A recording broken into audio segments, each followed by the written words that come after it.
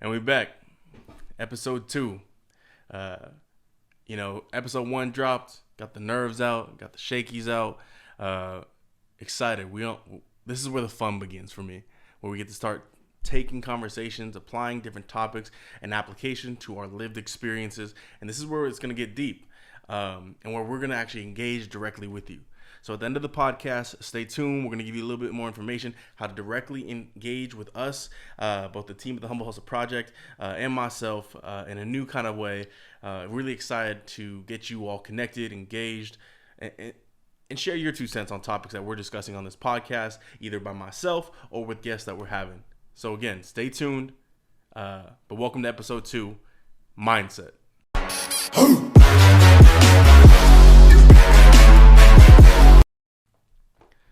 All right, we're talking mindset today. This will probably be one of the only times I explicitly talk about mindset itself outside the context of maybe interviewing somebody and understanding, engaging their approach to their lived experience. Today, I'm talking directly about mindset, and I want to introduce you to a body of research that is not new, but I think for me, it was a foundational piece when I was coming up and trying to figure out what I want to do, what I want to approach, and how I want to approach it. And that was early in my community college days, actually. And I was introduced to Dr. Carol Dweck's growth mindset versus fixed mindset. Now, obviously, we're going to talk about mindset today, but it will not, I guarantee you, it will not be like a Instagram post where it's ambiguous and states something along the lines of change your mind, change your life, change your mindset, something like that. That's not what this is for. Now, I want you to look at the topic we're going to discuss, look at some of the research that Carol Dweck has introduced for us, and see if you can identify it in your life and apply it to where you see fit, whether it's growth versus fixed mindset. And we'll get into what those are. Now, for me, when you look at those Instagram posts, they don't really do a lot for me. They used to. I used to share the heck out of those Instagram posts of like those quotes with the nice backgrounds and the pretty looking logos or the dark shaded person or animal that embodies what you want your mindset to be like. For me, I view that as a temporary motivation, temporary inspiration. It's a reminder. Do I think that it's going to have long-term results? No. Do I think it's bad if you share it on your Instagram page? No. But today I want to introduce to you the growth versus fixed mindset. Now, Dr. Carol Dweck introduces this to us on a body of research on a group of students. Basically, the premise of the growth and fixed mindset talks about how when we are continually reinforced and supported around the idea that we are good at one thing, and only that one thing, it begins to narrow our path. It begins to basically say that, I was always told I was good at math, so I got A's in math. Not accounting for that because you were told you were good at math, you might have spent more time at it. But maybe you got a bad report card on English, or say you got you hit a wrong play in a sport you were doing, and you dropped the ball. Well, maybe you weren't the best catcher because somebody told you, man, he's butterfingers. He dropped the ball on a crucial play. Maybe he needs to go play line, or maybe he needs to play defense, right? And so what the fixed mindset is positioning us to think about is to look at how those people in our lives, as well as ourselves, reinforce the limiting expertise that we are tracking on this path. Okay? The fixed mindset basically says to us, you know what? People told me I was good at sports. I'm only an athlete. That's my lane. Whereas they don't highlight your academics, so then you look at it as, man, I must not be good at school. I must not be able to pick up a book and learn something new, or I must not be able to, and it gets to start looking as if you have a one-track identity about who you can be. And do I believe that's the case? Absolutely not. We carry many identities to many different people. Whether it's that Thanksgiving table or you're just kicking it with your homeboys on the couch playing some video games. These identities that we carry with us and show up in different spaces with contribute to how we approach our mindset about how we think about ourselves and what we can achieve. Okay? The fixed mindset basically says, I'm only good at this because I was told I was good at this. But then you're not tracking and realizing that, oh, I was told I was good at this, so I gave this more time. So then that's the only thing I'm good at, for which then you avoid different topics or knowledge or things you want to pursue be purely based on the idea that you can only do one thing or a few things. To that, I say it's hogwash. I think it's garbage. Okay? Now, what the growth mindset introduces us to, and this is where it was really foundational for me when I was coming up, was that my community college professor gave us this one sheet of paper that introduced this information to me. And for the longest time, I took on the identity, and this was community college, so I just was coming out of high school. But for the longest time, I took on the identity as the athlete, as the football player, and something happened to me that sidelined that, literally. Damn, that was a bad pun. But basically, for me, when I was a baby, I had a disease called Kawasaki's disease. And my case was unique because what it did to me was created a clot in my carotid artery, and my case was special, more so that I had a clot in each one of my carotid arteries. What that led to was that I had a heart attack at some point between the ages of 3 to 18, but can I tell you when that was? I can't. I don't remember it. I don't know when it happened, but as a result, they believe that that was what gave me an aneurysm in the bottom left ventricle of my heart. So I tell you all this to say that when I was starting to look at schools, when I was starting to think about going to the next level, and I know every dude that played football has a what if this is why I didn't go to the league, I got a bum leg or anything, but this is mine and I'm sharing it with you. So you won't listen, and then we're gonna move on from here to talk a little bit more about mindset, because we're building the foundation here. So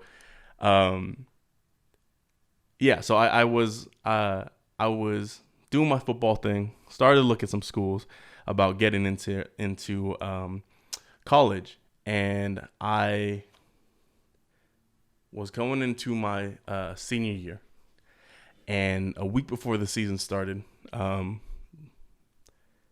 or I think it was summer practices, and it was like a couple weeks before school and season started. I get the news from my doctor that said I need to stop playing contact sports. They were afraid that if I hit somebody too hard or got hit too hard, that the clots that were, extremely small now due to, growing into my adult body, that it would snap off and go straight to my brain and give me a stroke. Additionally, based on what my doctors were saying about the contact when it came to the clots, the same thing applied to the aneurysm in the bottom left ventricle of my heart, was that, take too hard of a hit too hard, some real damage could happen, and that might burst. Who knows? I don't really know what the amount of force that would take to make that actually happen. But I want to tell you this because going into my senior year, this was who I was. I was the athlete in my head. I developed that around my teachers reinforcing that Jake's on the football team. My coach is doing this. Colleges were starting to talk to me. I was creating this identity around, okay, you're going to go play football, and this is how it's going to be. That's how you're going to get into college. For my athletes out there, I had a 2.5 GPA. Now, for anyone that knows that GPA, that's the NCAA clearinghouse required GPA to begin the recruiting process.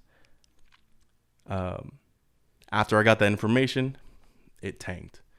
I dropped down to like a 2.021 GPA. Couldn't figure it out. I was going through some depression. I was in a dark place mentally. I'm always a pretty happy-go-lucky guy, but when that happened, mentally I was checked out. And so it wasn't until I decided to sign up for some community college courses and start that journey for me where everything changed. Everything. I was introduced into my college prep English class because your boy tested horribly, both in English and math. I tested like 2 levels below college level English, 2 or 3. I don't know. It wasn't my forte. And then that's when the documents were introduced to me about Dr. Carol Dweck's research. And so I wanted to tell this story to build the foundation into what the growth mindset is and what it has done for me and meant for me. And so for the growth mindset, it simply means that you're willing to give the time to become skillful at something, develop a skill, become an expert, or develop a knowledge base based on the time that you commit to doing that. There's references similar to that in the book, The Outliers. Highly recommend that if you haven't. It's an older book, but it doesn't look at things in lights of like, I'm good at this. People tell me I'm good at this, so I'm going to continue doing this. It looks at it as, if I want to be good at that, I just got to give my time towards that. I gotta do the work to become skillful in that topic, right? And so that's where it changed. The whole game changed for me there. It's a simple idea. There's nothing crazy about that, but it really helped me ground myself in a time where the floor was falling, cracking below me. I didn't know where I was gonna go. I didn't know what I was gonna do. My family thought I should go into like heavy equipment driving, and for me that didn't really speak to me. That's no shade to heavy equipment drivers, truck drivers, what it is, but it just wasn't something that spoke to me. So I want to invite you to look at both the fixed and growth mindset in 2 different ways. One, I want to let you know that the fixed mindset doesn't mean that it's worse than the growth mindset. It's just another mindset. You might even be able to argue that if you are so entrenched in this fixed mindset about one sole skill, topic, expertise, there's nothing to stop you than being the best and the greatest at it. And the fact that the environment around you reinforces that, you're going to kill it. Right? That one track mind of there's only plan A, and I'm gonna kill plan A, beat it to the ground, and I'm gonna keep at it until nobody can deny me. Now, there's nothing wrong with that. That's a way to look at the fixed mindset. But when I look at the growth mindset, for me, I really enjoy the idea that I could learn anything, but it's my decision. It's the idea of free will for me. That I get to have the choice of I want to give my time towards this or I want to give my time towards that. Now we can have a deep philosophical conversation about what is free will and what does that actually mean. We'll probably dive into that a little bit later into the podcast. But I invite you to ask this question of yourself and your lived experience. Where in your life have you, or what would you consider a time or period where you had a fixed mindset about something?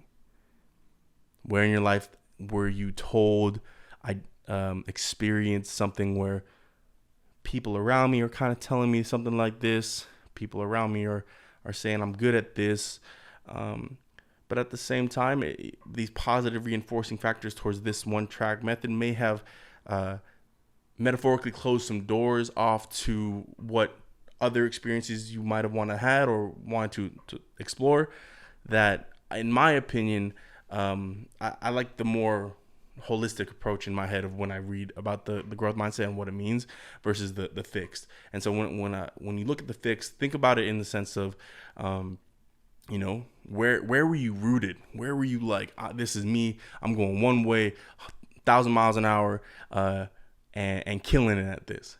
And then where with the growth mindset, have you been able to identify that, man, I put some real time into this at this time, and I was able to really develop some strong skill sets around this topic, subject matter, and really dive deep based on the time that I just committed. Nobody told me. If anything, I might have had some haters that have rejected the idea that I was doing what I was doing. But really identify it, and also define the difference between mental self-talk, where it's like that you think that was happening, but like what was really happening. I know I tend to do this sometimes, of where I'll get in my own head and I'll be like, man, everybody against me. Like I'm out here like I'm a dog, and that's just not always the case, Of course, there's gonna be haters, but there also are a ton of people in your corner that want to see you succeed. So, looking at the mindset, I really want you to take those two and play with them. They're not mutually exclusive. They're not. But for me, when you look at this and you get to hear about mindset in this light, look at it as a tool, a utility that I can pick up this fixed mindset tool bag, this growth mindset tool bag. Let me play around with these ideas in my head and figure out where I land on how I want to approach mindset, and if this is beneficial to you. I also want to reinforce this is not the end all be all to approaching mindset. There's plenty of new research that's happening. There's plenty of different topics. There's also a lot of different variables that may not have been included in this conversation we're having about mindset. Things about spirituality, things about environmental values, family values, cultural values. These are the things that I feel like you can tap into or with the growth and fixed mindset, but I don't think they were explicitly discussed both in the research and the book that she wrote. So if you want to check out the book, it's Mindset by Carol Dweck. I think there's like a little subtitle or something like that under, I don't remember it, but I want you to ground yourself in avoiding the temporary motivation that mindset draws in, and disciplining yourself to understanding what true mindset shifts, mindset changes, mindset reinforcement takes. It's going to take a lot. It's going to take years. I don't think when people say, oh, I'm on a new mindset, it's overnight. Give it time. And it's going to happen. So I talk about mindset like this, and I'm passionate about it because when it comes to the growth mindset, and why I foreground it so much, is that for me, it was what I needed right at that time.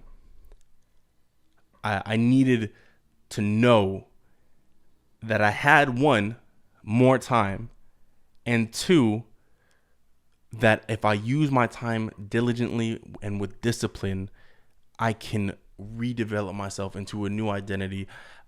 And not to say it's my sole identity, but at the time I was a scholar. I viewed myself as a scholar. I went to community college, transferred in 2 years, got into University of California, Santa Barbara, at which time, after I graduated there, was able to pursue my master's degree. Now, real quick, something I do want to be explicit about is that I never believe that education is a substitute for intelligence. Okay? Never.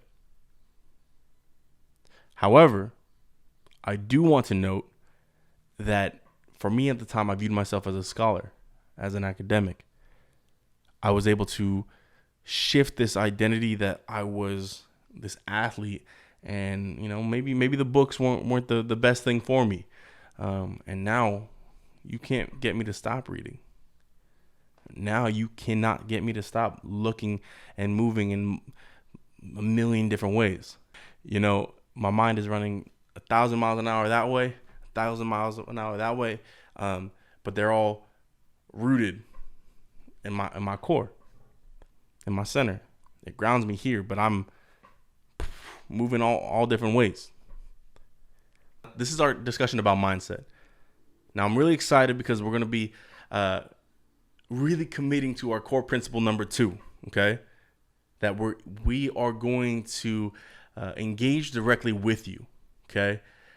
Now, every Thursday night, the day after our episode drops, every Thursday night, me and my team is going to be in the Humble Hustle Project Clubhouse, okay? Clubhouse is an app that's going to allow us to directly engage with you on the topics that we're talking about weekly, where I want you to bring your 2 cents, your lived experience, and we get to directly engage with each other for a quick hour and a half about topics that are important to us. Or maybe you're the content expert. Maybe you got an approach to mindset that I haven't heard about before. And maybe you can help somebody else that's also in the audience that can learn and listen from you about a lived experience that you had that they're going through right now. So catch us on Clubhouse, 8 p.m. Pacific Standard Time, okay? I know it's going to be a little late for my East Coast people, but we will be on Clubhouse, 8 p.m. Pacific Standard Time, every Thursday, the Wednesday after the episode drop. We'll see you there. Deuces.